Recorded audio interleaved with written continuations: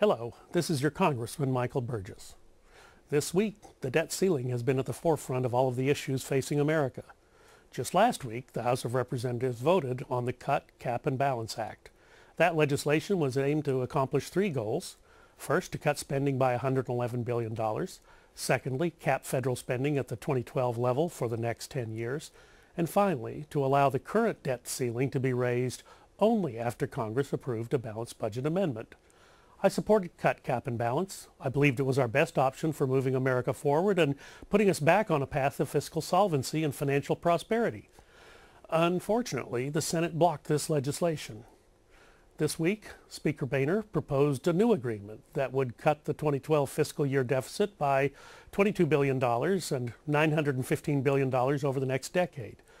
Speaker Boehner's plan does not include significant cuts in defense, and this is not the same case with plans that have been laid out by the Democrats.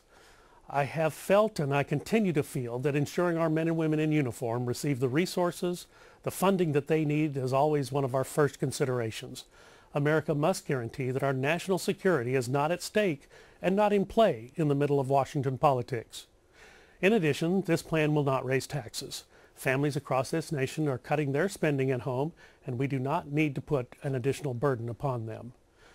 Speaker Boehner's plan is called the Budget Control Act of 2011.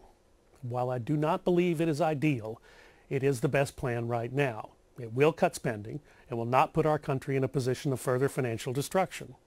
If we look at where we were 1 year ago when negotiating for cuts, House Republicans have made great progress in seeking cut after cut.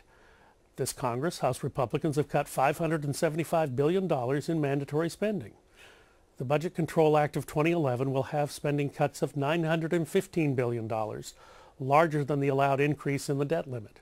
This means that America will avoid a financial meltdown. This discussion is not over, and we will be able to find additional savings before the end of the year. But you know, with a Democrat in the White House and a Democrat-controlled Senate, House Republicans will never be able to achieve the ideal goal of more significant restraint. We recognize this. We are committed to working to save as much as we possibly can at every opportunity where those savings can be achieved. Over the past few weeks, I've heard from so many of you, and I appreciate you contacting me and sharing your opinion about what you believe is best for America through calling, writing, tweeting, posting on Facebook, participating in telephone town halls. I've heard your message loud and clear. Do not let our country head towards further fiscal disaster. While none of us wants to raise the debt limit since it signals that America has spent beyond our means, what I have heard from you in these past few weeks is that you are ready to move on and address America's other needs.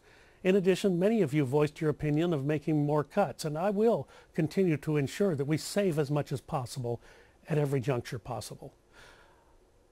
I would never vote in favor of legislation that I believed would hurt our nation. I said earlier in this address, it is not the ideal plan, but it is the only serious plan that addresses the country's debt crisis, and I support it.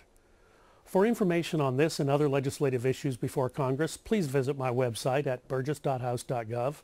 Thank you for taking the time to listen. Thank you for taking the time to contact me this week. God bless you and your family, and God bless Texas.